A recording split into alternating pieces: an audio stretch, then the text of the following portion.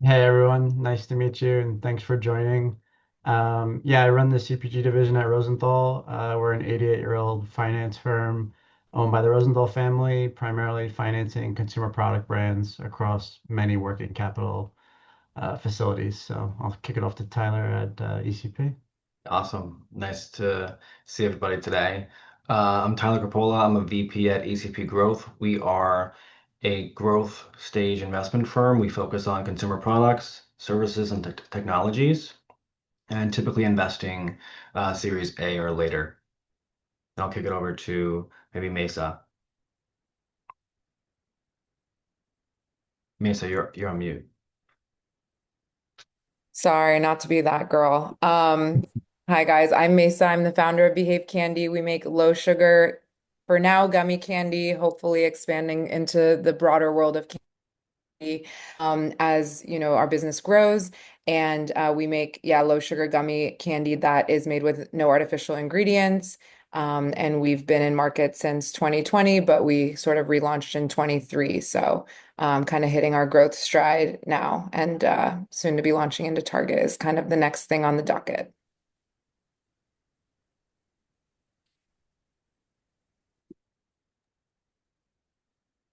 Sivan? Hi everyone, I'm Silat Sentinel. I'm the co-founder of Recoup Beverage. We provide a organic sparkling hydration beverage with functional benefits, primarily gut health and digestion. Our beverage has no added sugar, no stevia, no monk fruit. We launched in 300 stores in Target, actually second week of February. So that was super exciting. Thank you. And hey guys, I'm Tatiana Jones. I'm the founder and CEO of Defy Snacks, and we make right now chocolate with that's real chocolate with casein and whey proteins, so it's fast and slow absorbing proteins. And then we finish off with sprouted organic buckwheat. So we like to say we do the real thing, we use real sugar, just not too much of it, and then we control it with fast and slow absorbing ingredients. Nice to meet everyone.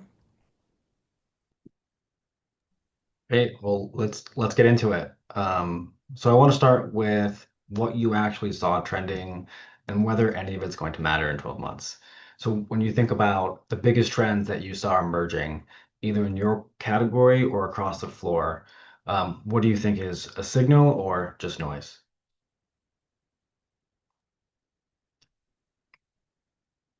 Who wants to start? So I can start. I'm sorry if I'm messing up the order.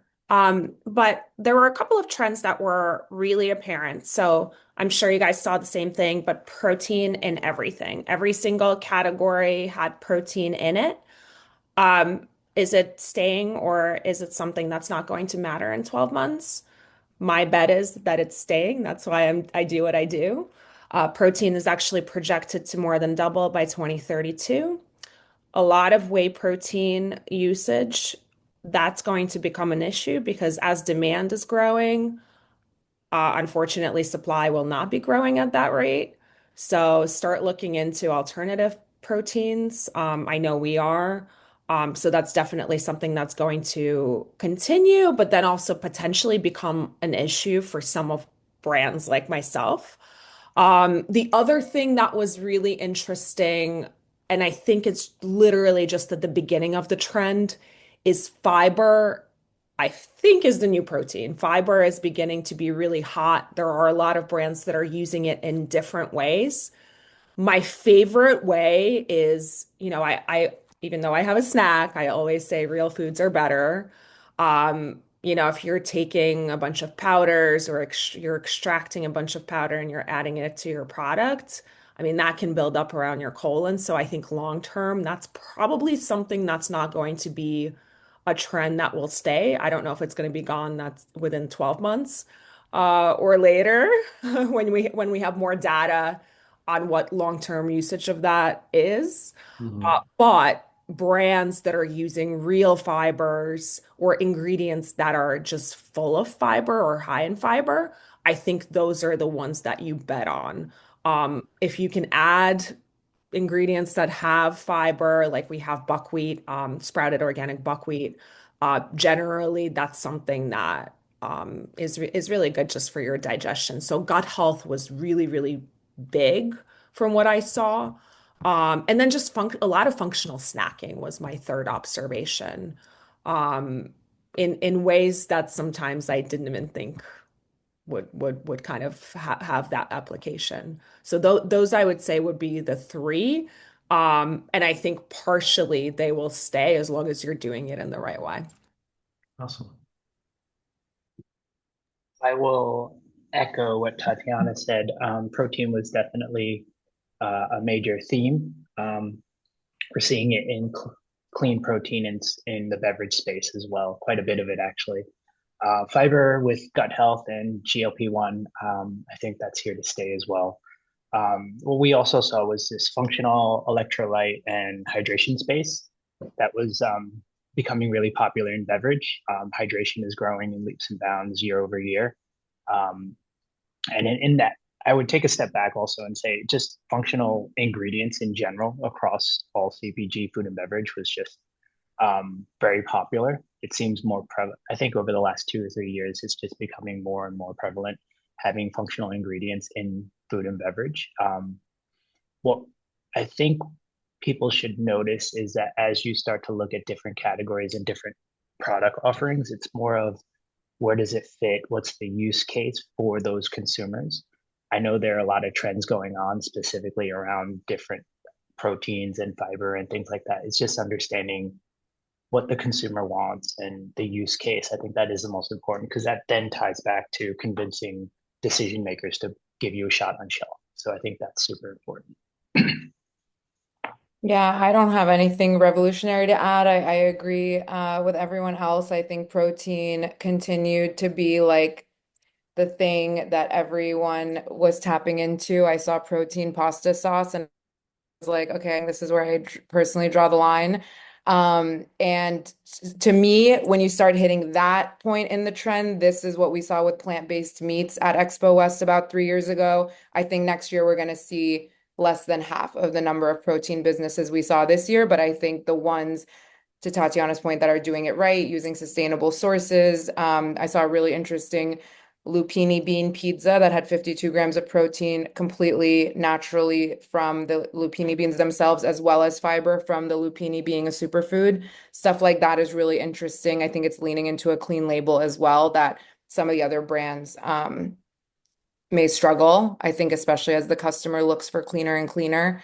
And then yeah, fiber. And we use a prebiotic soluble fiber in our candy as an alternative to sugar. That's one of the ways we lower sugar, and we also that we also maintain ourselves as a blood sugar neutral product. Fiber supports blood sugar stability, and that's something we think about with a lot of diabetic customers. And then fiber also being a key point for the GLP-1 customer. So that's, I think, a big thing is how do the snacks and the foods that we're making support a growing population of people who are taking GLP-1? So, we've been in business since before then. We didn't necessarily formulate or create our products, with that customer group in mind, but it's been nice to see that we get a lot of GLP-1 customers coming specifically for the fiber and also being a low sugar snack without a ton of artificial stuff. So I think if you're a delusional founder, you should go to Expo and just think that your product is the trend. So I do feel like I walked away feeling that way. Oh, and I'll add, sorry, one thing for candy, just because there's not that much candy at Expo, was dates. I'm seeing a lot of dates emerging in the candy category. I think, again, everyone's trying to move cleaner, candy set included. Date is a lower glycemic index than sugar, but it's still very high sugar. And I'm seeing a lot of like sugar coated dates. So I'll be interested to see how the customer responds to that. The buyers are definitely getting excited about dates, but I think we're moving away from sugar again as a delusional personal validation of my own brand. And people, I think, over time will realize eating like 12 dates in one sitting that are coated in sugared chocolate or sugar isn't necessarily such a better alternative to like a bag of, gummy bears or Sour Patch Kids, in my personal opinion. Better, but not quite. You're still getting, that huge sugar influx. So I'll be curious to see how the customer responds. Yeah, and something really interesting that you said, the GLP-1s are obviously a trend that we can't ignore. I saw a stat somewhere that 1 in 4 people right now in the US are on a GLP-1. That is insane. So I think like everything you're saying, like moderation is going to be king. And the one thing I forgot to say, because it's kind of like a negative trend, there are still a lot of fake sugars. So in my mind, that was like a trend that's 5 to 10 years ago.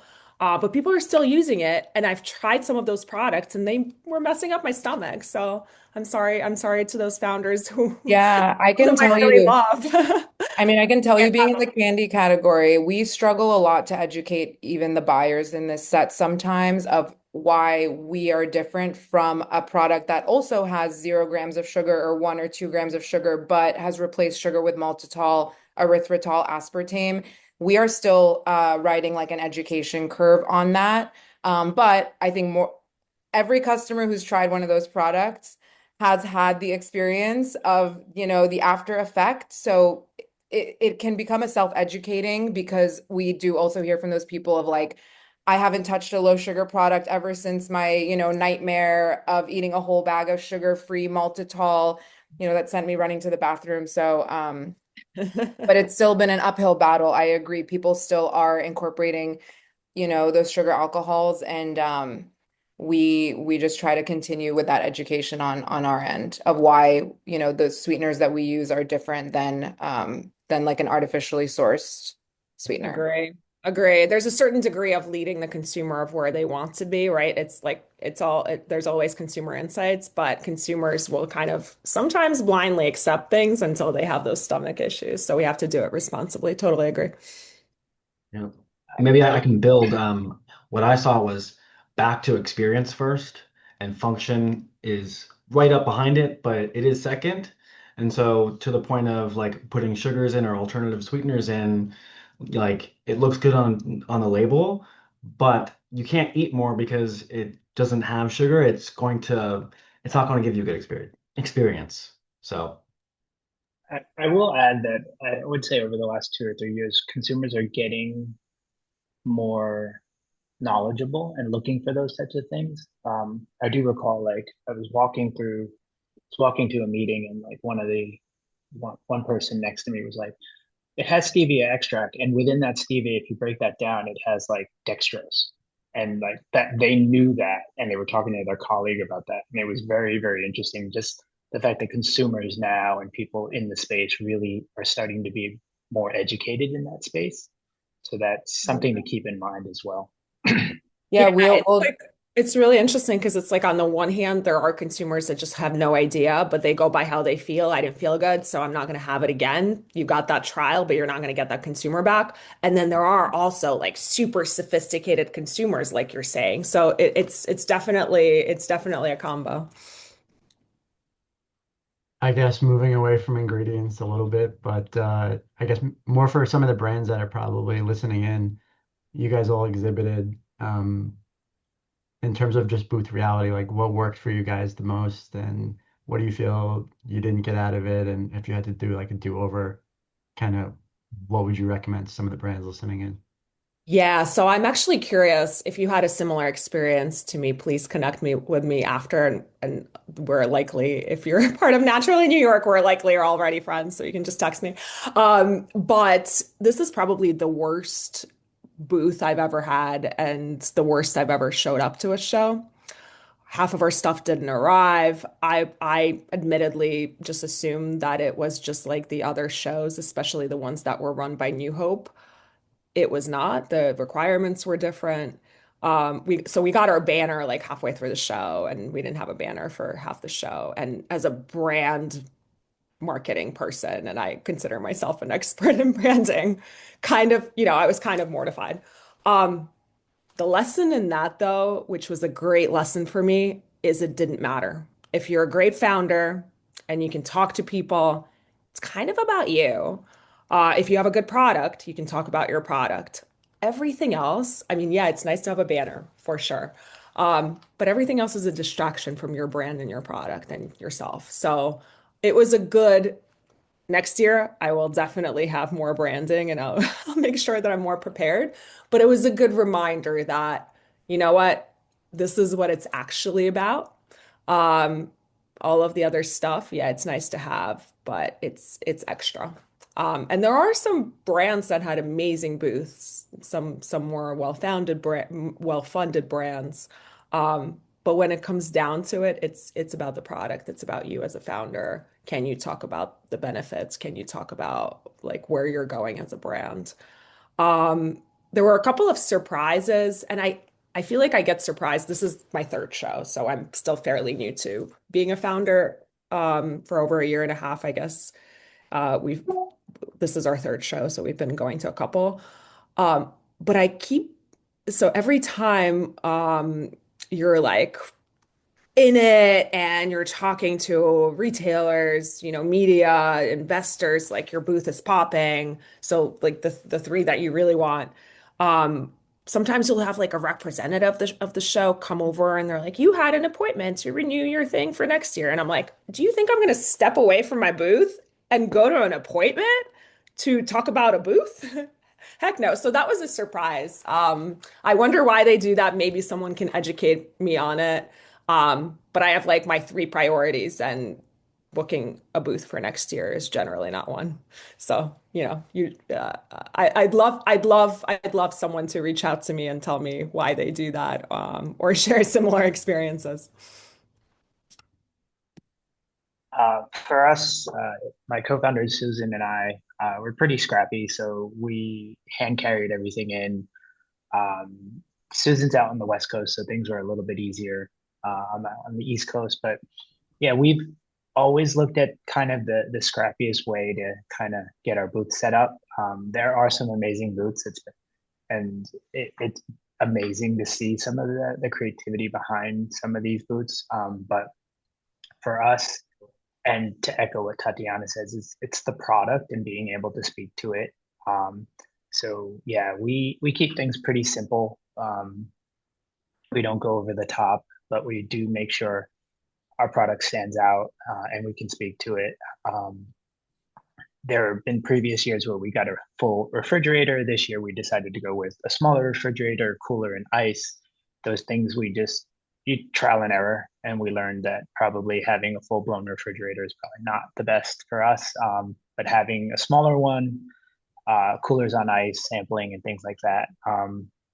We had a banner. We've updated our banner a couple of times. So one of the things that you probably don't want to do is just spend all this money creating this amazing booth, and then the next year you're doing tweaks to your packaging and tweaks to all these different things, your logo and stuff like that. So I think in early stages, it's probably better to be flexible, try and be scrappy. We had a bunch of volunteers that we found through different communities help us out. So that's always really nice because at certain points, you're going to be running to meetings and you're going to need people to kind of help man the booth while you're at meetings. So yeah, I think that's us, I think, in a nutshell. Yeah, so we're not planning to go to Expo this year. I will say I was manifesting it for a very stupid reason, which is that we bought tote bags to hand out at Sweets and Snacks last year that we found out in the first hour of the show are banned because they have like a big sponsorship for the totes that they hand out as a show, so brands aren't allowed to hand out bags. So we had like pallets of tote bags sitting in a warehouse, and I knew we couldn't we mainly go to Sweets and Snacks. I knew we wouldn't be able to hand them out there, so I had this secret dream that we would somehow end up at Expo West, literally, so we could offload these tote bags and have, make the impact at the show that we were hoping for with these bags, and etc. And then I think in November or December, we got a call from Glimpse, which is like an AI powered deductions SaaS company that we work with, that we had won a giveaway, that they were awarding one emerging brand $26,000 to attend Expo West as a blank check, by the way, which is, for anyone who wants to do a giveaway, that is the best way. Like getting your booth paid for, or, getting like, that's just not enough. I think even all in, we were probably closer to 30, so we still were a bit out of pocket.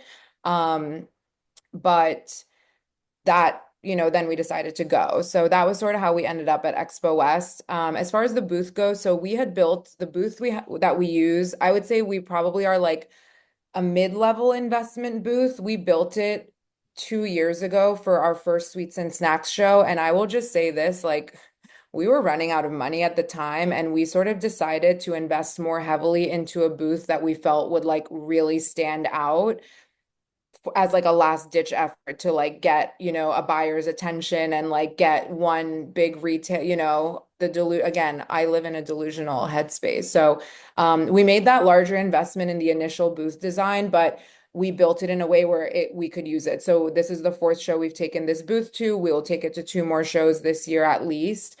And I think it really has had the longevity, and what I think maybe we spent like 12K all in for the booth that we built, but it's like it's a lot of hacking, but it's all this very bright blue. That's our brand color that I have on my nails right now. And for that reason, it just stands out. So, there's kind of ways I think to think about how to make your booth stand out that doesn't necessarily have to cost a ton of money. I'm always really interested to see booths that do that. Like Belly Welly, the fiber powder, they had this big like countdown clock that was just printed on a backdrop that said like number of hot girls that pooped today. They're a fiber brand, powder brand, and it was like 126. It was like a ticking counter.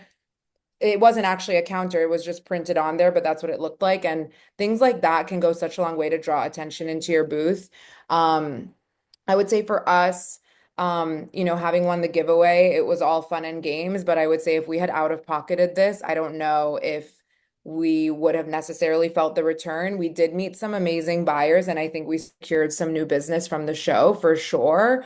But knowing that you're gonna hit like 30 plus K, I'm sure there's definitely lower cost ways that I don't want to scare people away from this, Tatiana, and see what may have thoughts, but that really felt kind of like the minimum for us with like the way that we kind of show up. And I just don't know if we could justify that personally being in the candy category. Like sweets and snacks is really the show for our category. That's where our buyers are showing up.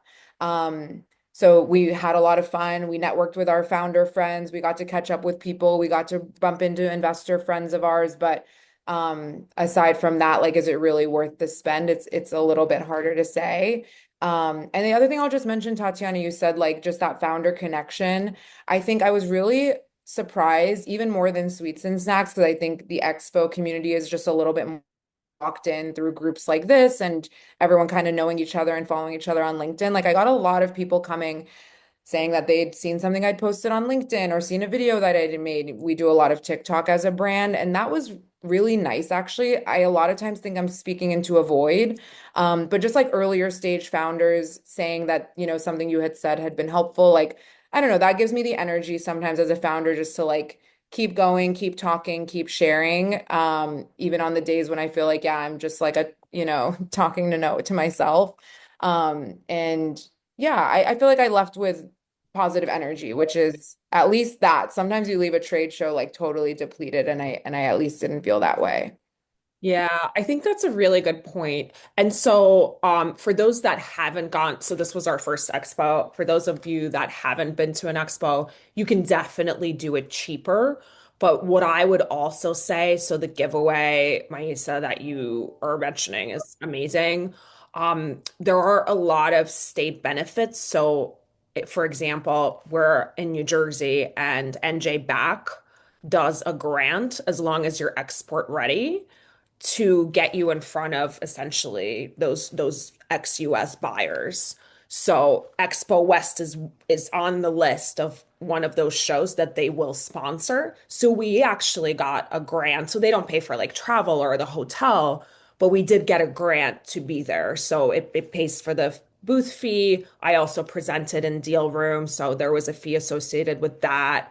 And there were a couple of other like PR like fees that they had agreed to pay for. So don't be discouraged if you're like, oh my God, 10 or 15, 10 to $15,000 is a lot of money. You can potentially recoup some of it. Now, I don't know what's available from the New York state, but the state of New Jersey, I mean, that office, I wouldn't be able to do half the shows that I do, especially this early on without them. They're just amazing. Even if they don't know the answer, like they'll go and help you. And then of course the other thing that I think we're all kind of thinking as well is being like in a random part of the show is probably not the best, but if you can be a part of a group, like Naturally New York will generally have a section in a lot of shows. I'm not sure, maybe that's a question for Adrian. I'm not sure if they did here, but if you're going to other shows, they usually will have like a cluster and buyers, anyone that really you're interested in meeting with, they'll usually go to those sections specifically to check out brands that they're not familiar with. So I would say don't get scared by the price tag.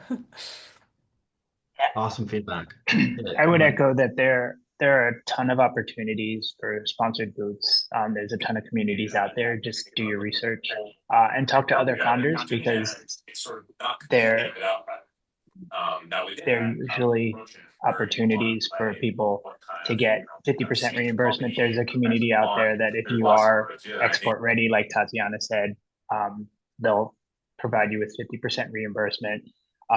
There's a year application, so just make sure that you meet those deadlines and everything from booth to brochures and product sheets and stuff like that, they'll reimburse you. So there's a ton of opportunity out there. Just do your research, talk to other CPG founders, and it's been super helpful for us over the last 2 or 3 years.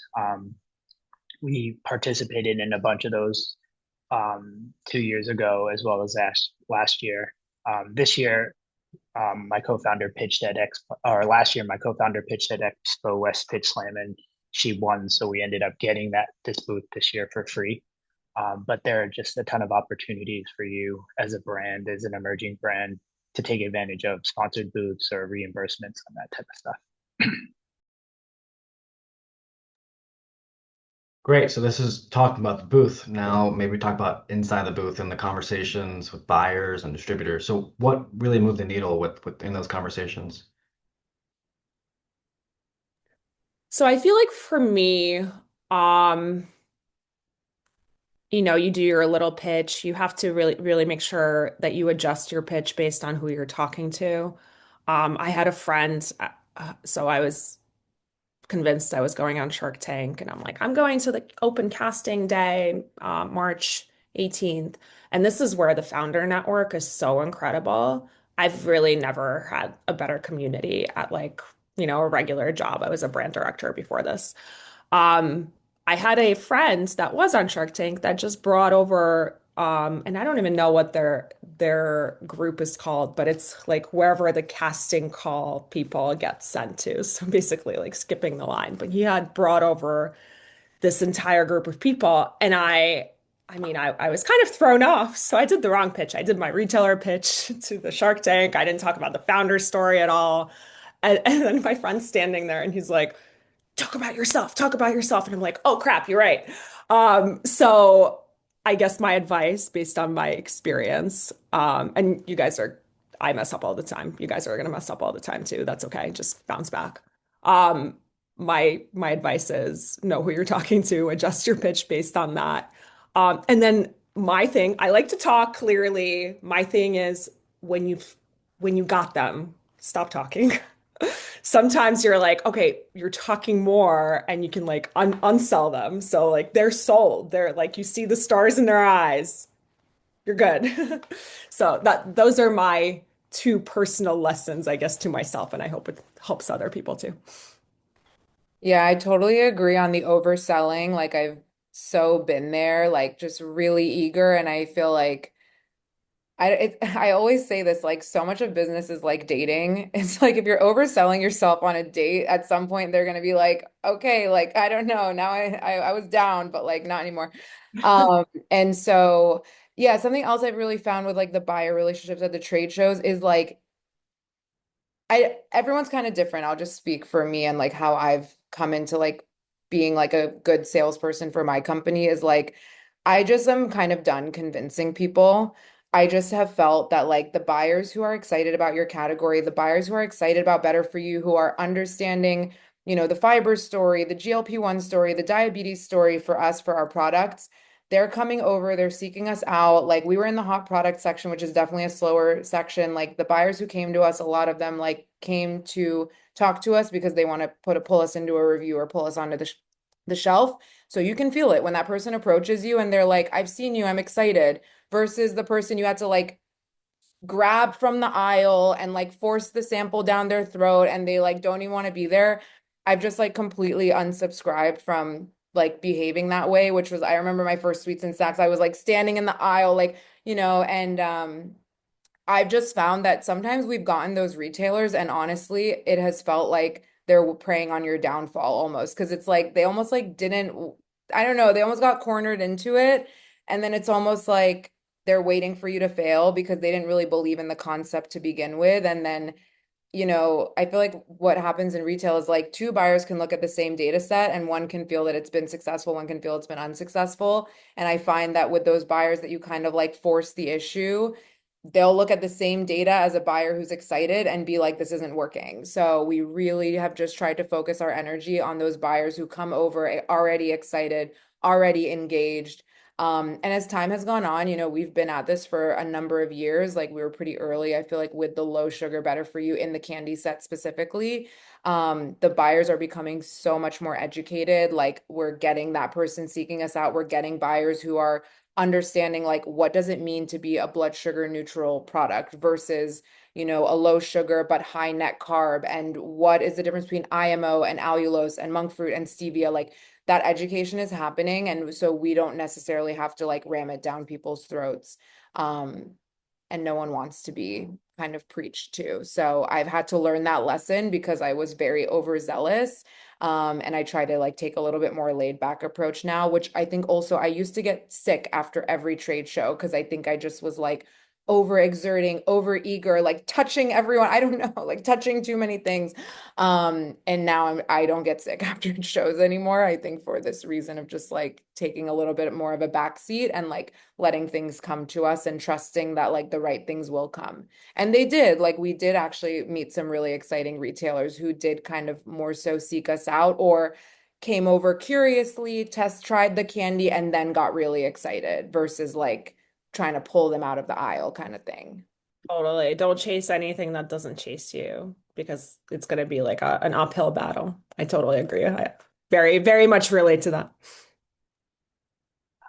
One of our goals this show was to we were looking to launch new SKUs, so we invited some of the category managers that we have relationships with or we've been in talks with, and had them taste our SKUs and give us feedback and tweaks and just understanding what they thought about it. So that was something that we were excited about. So that happened at our booth. We had some meetings where we we went to meet with some category managers and also introduced our new SKUs. But we found that if we keep in touch and develop that relationship with buyers and category managers, it's always really nice. And having them be a part of the journey, whether it's formulation development or brand development in general, is always super helpful as well. They also are a great bridge to understanding their customers at their retail store. We can support that through understanding where, how, and when people use case scenarios, drink our beverage, and things like that. But it's always really nice to get feedback from category managers as well as we start to develop new SKUs. And that's what we're looking to launch in the next couple of months. So that was one of our primary goals, was to reach out to category managers and then introduce some new SKUs and get their feedback on it. So Yeah, and the one thing that I feel like that you just said just sparked something.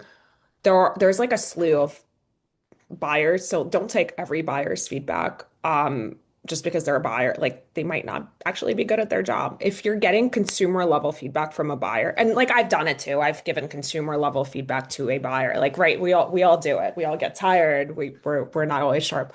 But if it's like, oh, I like this when so I actually got some feedback around my dark chocolate, which is my top selling SKU. She was like, I don't like this. You must get a lot of negative feedback about this. And I was like, actually, it's my top seller. And chocolate shoppers are split 50-50, so you can't go by what you like. So if you're getting consumer level feedback from a buyer, they're probably just not great. But there are also really brilliant buyers, and if they're your target, definitely listen to them. So it just depend on it just listen to what they're actually saying.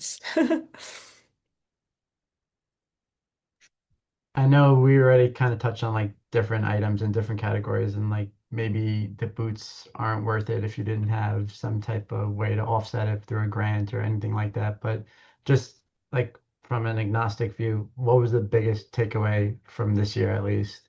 And Mesa, maybe you want to start. You've done a few different shows, maybe not Expo West specifically, but like, did you learn anything new at this show that you would take back versus any of the other shows that you've done or having experience in it? Yeah, and I'm hesitant to even say that like the payback's not there. I just think everyone is so different, and I think you can secure one account at Expo West that pays for 10 years of Expo booths. So, um I don't want to just be discouraging to anyone. I really believe in like trusting your gut feeling on these things. Like I kind of had a gut feeling I wanted to be at Expo this year and not pay for it. And look what happened. You know, I am a big believer in like manifestation and just like putting things out into the universe. Um, and sorry, Andrew, what was your question? Just what was the biggest, like, if you had to take something out of this whole experience, like, what would you say Oh, is yeah. the single biggest takeaway for you as a brand or as an owner? Yeah, I think I had an answer in my mind that now just We slipped could out. circle back to you Yeah, if can you guys come anyone else back to wants to me? jump in I first. had an idea, but I want to remember it. I think this time around, my co-founder and I were very focused on specific goals. We had three goals that we wanted to focus on.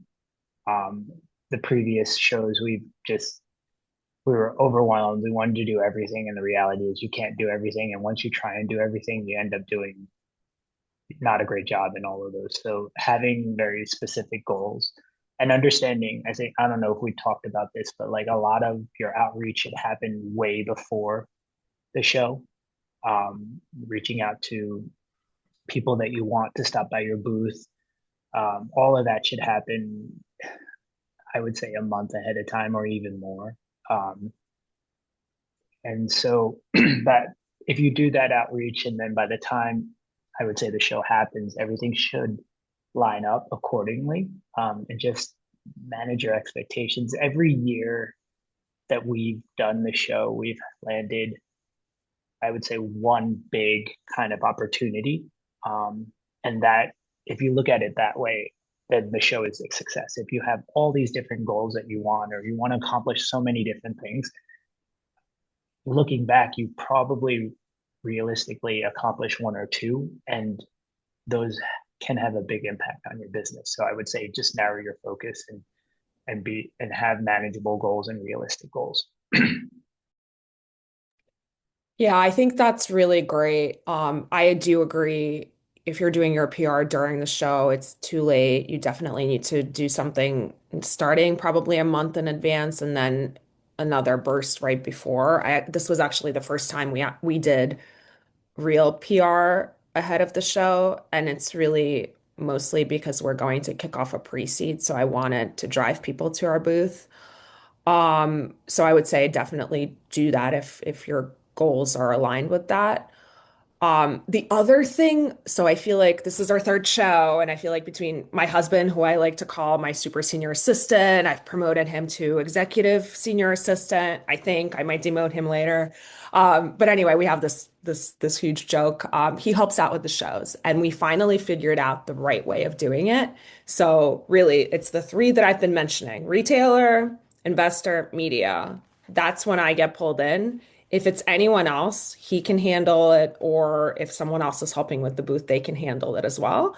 And I love our partners, of course, but there's like, I don't know, there were like 10 packaging suppliers that want to talk to you. And if you're not in a situation where you're in need of packaging, that could be like a year from now thing. So really focus your time so that you're not like spent. I mean, I'm still a little spent, so maybe I'm learning coming back from Expo West. But just make sure that you're kind of viewing your time as super critical and super important. So you're not talking to absolutely everyone. Just really, figure out who those most important targets are. And that's when you get pulled in because they all want to talk to you as the founder. Everyone else can kind of, you can kind of toggle with whoever's helping you with the booth. Yeah, I would just add that I think, and maybe I'm being a bit repetitive, but I think just like shifting my mindset into just like trusting that whatever's going to happen at the show is going to happen, whoever's going to come by is going to come by. And then I feel like that left me more open to like surprises. Like some people came by who were like an exited founder of like two massive businesses came by and had like seen the brand before and wanted to meet and like gave me all this really great fundraising advice, and he's an investor and now he wants to connect, and it's like that wasn't in my plan, that wasn't, something I had, been plotting and scheming for. I don't know, maybe my big takeaway in life is like if I plot and scheme, it just like never leads anywhere, and if I just like chill, then like good things can happen. um the other thing I would add actually is that we've really turned expos into content creating opportunities. For us, we're just so active in on TikTok, and that's become such a huge like top of funnel awareness builder for us, as well as a bottom of funnel sales driver through TikTok Shop. And like we've had videos that we've made at Sweets and Snacks in the past, or past shows go viral. So we also like map out a content plan ahead of the shows. We have the booth, everything there is branded. We're all dressed head to toe in our brand gear. So it's a great opportunity to make content with the team. And so yeah, we took that opportunity as well. And I would definitely say if that's kind of part of how you're building your brand, like it is a good even if you want to shoot like, you speaking to camera about the product that you're going to use elsewhere, not even expo related, like it can be a good opportunity. You're kind of already, presenting yourself as founder for that day, and you can kind of grab an hour before the day starts and create content. Yeah, I have to say, I wish I did more of that. I think that's really good Yeah. feedback. Like My use that as sister, content opportunity. yeah, you have your husband. I have my sister she has a TikTok content agency, but she has to come to every show with me and manage all of this. So I also have an unpaid family intern who's I support. love it. Oh, yes. If you can get unpaid family interns, that's amazing. I will add that my co-founder designed these uniforms for us and the whole team, and to this day, she still says that that is the best ROI. When we're walking up and down the aisles, people always give us these give us these like, oh, we love your uniform. Um, so I would say if you have the money, definitely create a uniform. It can stand out a little bit. It's always nice. It's like a walking advertisement. Yeah, I totally agree. I feel like branding, once again, is very important, but especially like take it with you when you're going to your buyer meetings. Because there were a few people that stopped me and they're like, "You're that DeFi," and then they don't pronounce it right. And I'm like, "Oh, let me tell you how to pronounce it." So yeah, I totally agree. And some founders had like really shiny things. Like I was like, "Oh my God, I'm getting ideas for the next show." And a lot of founders actually walk the show. So if it's even more important if you're just like buying a ticket or getting a ticket from another founder and just walking the show. So that seemed to work out. So if you're not looking to spend, the 10 plus $1,000 on these types of shows, there is an option for you to either buy a pass or have another founder, add you to their pass list, which I'm not sure if you're supposed to do or not, but we all do it. And then just walk the show. Just have your product with you, brand the heck out of yourself, and I've had friends that were very successful at that, and that's minimal cost. It's really just the travel. Yeah, we had a few clients of ours that were there that are sizable brands, I would say, and a couple of them weren't even exhibiting. I think they're just there to be there at the same time, and whether they're networking at the tens of thousands of cocktail parties afterwards, or they're just meeting the buyers, maybe just in person in whatever hall it was, it's just easier for them. So that's something else to consider, I think, as a brand, if maybe Yeah. investment is too much at first. Definitely get a friendly badge though. I think they've hit 5K for brands as just walking. I think they used to be closer to 2K the last time I looked.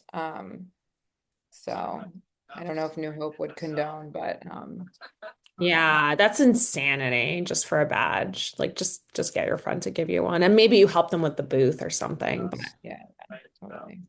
I think they probably do that so that you could like it would be so close to the actual exhibition cost that you would just exhibit, but um it is kind of unreasonable just for the badge. I will add, I don't Listening. Oh, remember, sorry. sorry, I don't remember what the Fresh Ideas Marketplace costs, but that's really good too as well. It's a 1 day event. You get the ticket or you get the booth for that. And then you have access to, if I remember correctly, you have access to the pitch slam, all the educations, and through different networks and communities, you can set up buyer meetings and things like that. So that's a 1 day event. And I think that's a great way to kind of get your foot in the door and understand what it's like to have a booth and then also have meetings and just understand the process. Um, because to jump in sometimes into a full booth over 2 or 3 days is pretty overwhelming.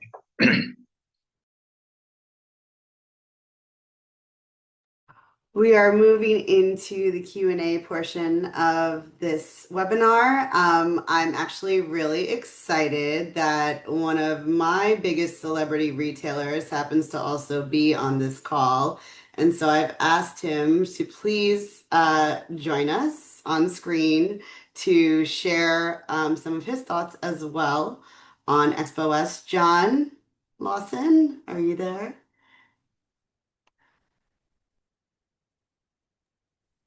There you I'm are. not navigating the Zoom. So how's it going, There you go. everyone?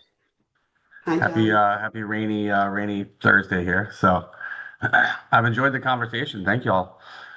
I think you've covered it quite well. So um I mean, I guess I'll just jump in and say some of the stuff, some of the high level stuff that I saw besides protein and fiber, which were everywhere.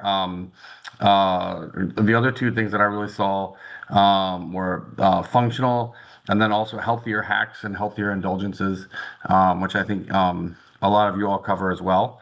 Um, and then some of the ingredients that I saw, especially related to protein, was tallow. I mean, I've never seen so many tallow tortilla and potato chips in my life. As a vegetarian, I can't actually try them, but I have friends who walk, and I ask them to try them for me so they can tell me what they think. Tatiana, I loved your point about buyers not always, coming up and saying that I don't like that one or that doesn't taste good. I do like to say that if I built a store based on my own tastes, it would probably go out of business pretty quick. So definitely like to, you know, John, your feedback was actually very thoughtful, so cool, good. I'm glad. Um, and then I saw a lot of protein sparkling waters, which was interesting. I feel like that's kind of booming. And then mushrooms, as always, lots of mushrooms. As a mushroom guy, I get excited about that. And then the other one I really saw was flavored pasta sauces. I feel like sauce kind of opened a door, and protein pasta sauces, but flavored pasta sauces generally. So yeah. And then in terms of booths, just one of the things that I look for is brands that have like a business card and like a really simple tear sheet. Like we don't want to carry things around that have staples, because that can like rip your fingers, especially if you're trying to get it out on the airplane or you're taking it out in the hotel room. Like just a single page that just has basic high level information and or a card that just has information. Too many brands are like shooting me to a QR code, and I can scan that, but I'm never going to go back to it on my phone. So it's nice just having something tactile. Now, I'm sure every buyer has a different organizational philosophy, so I'm just giving you mine. But I think those are those are useful things just to have, because I think plenty of people like, and a business card maybe that has information, just a quick hit of information about the brand. Um, I was looking through some of my cards before I jumped on here and realizing that some of the ones I'm looking at, I can't remember what the brand actually makes because the brand name is kind of obscure. And I talk to a lot of brands, so I have to actually go into their website and find it. So, just being clear about what you are and who you are succinctly on a business card can be as effective um, as the booth itself. So, yeah, that was my experience in a very, very quick nutshell. Very much appreciate you sharing your thoughts with us, John. I'm sure everyone is always interested to hear from you as well. Okay, I'll let you go unless you have anything else you'd like to share. Thank you Does so anyone much. else?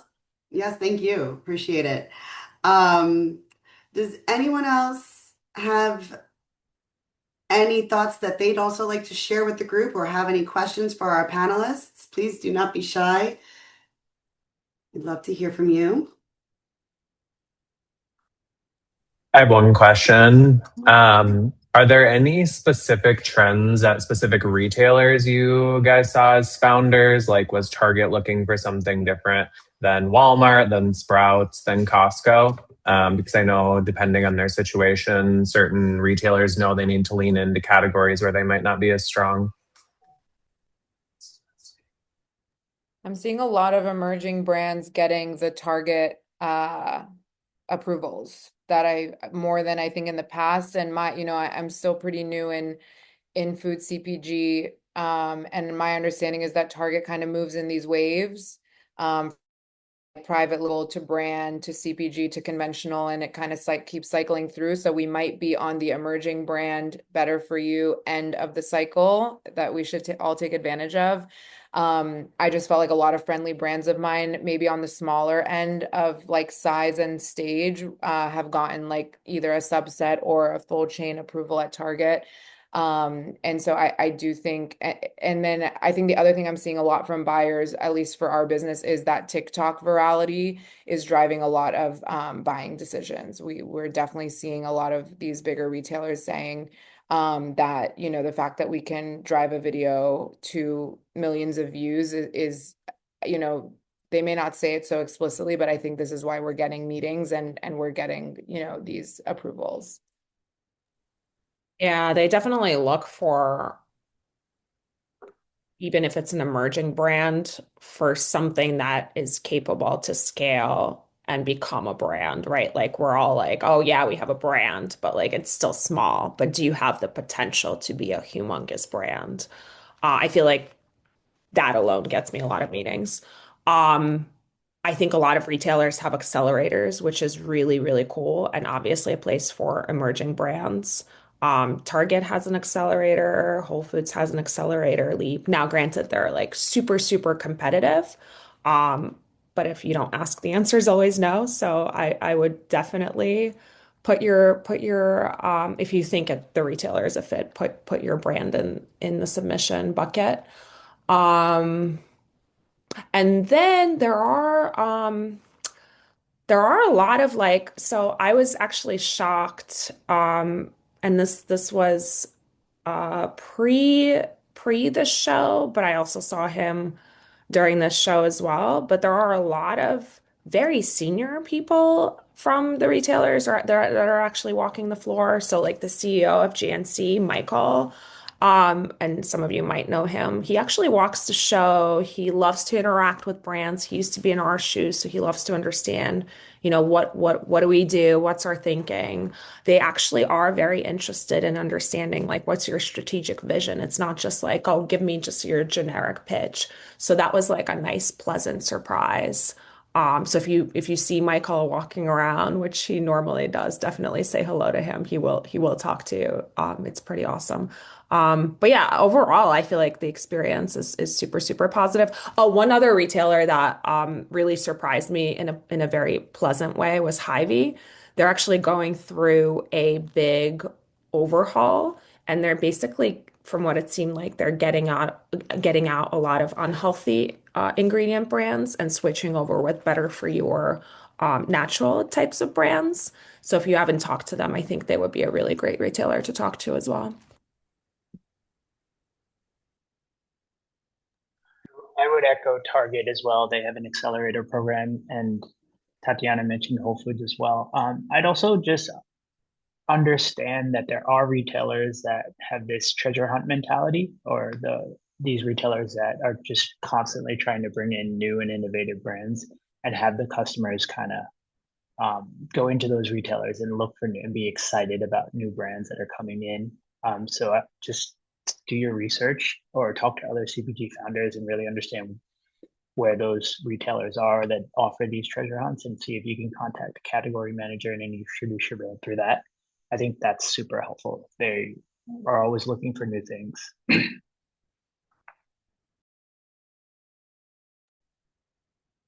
Of all these thoughts and feedback from the show. Does anyone have any other questions that they'd like to ask our panelists or just share their thoughts from attending?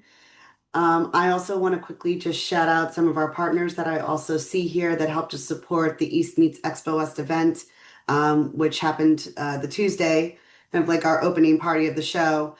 We had over 200 attendees, about 16 backyard brand exhibitors. So it's just another very cost-efficient way of showing up at the show and connecting with our network. But thank you to Fairfield Partners, Rosenthal Capital Group, Adventure CPG, Cousin and Nutter for supporting that event. I also see some of our Midwest chapter folks on this call, a part of the Naturally Network, and they hosted an incredible event Thursday evening as well to over 200 guests. We are talking about joining forces next year and making it even bigger and better. So excited to share that with you when the time comes. Okay, last call. All right, I'll give you a couple It's ready minutes for back. lunch. Thank you all so much for being here today. Have a wonderful day. Thank you. Thank you. Thank you guys. Thank Bye. you.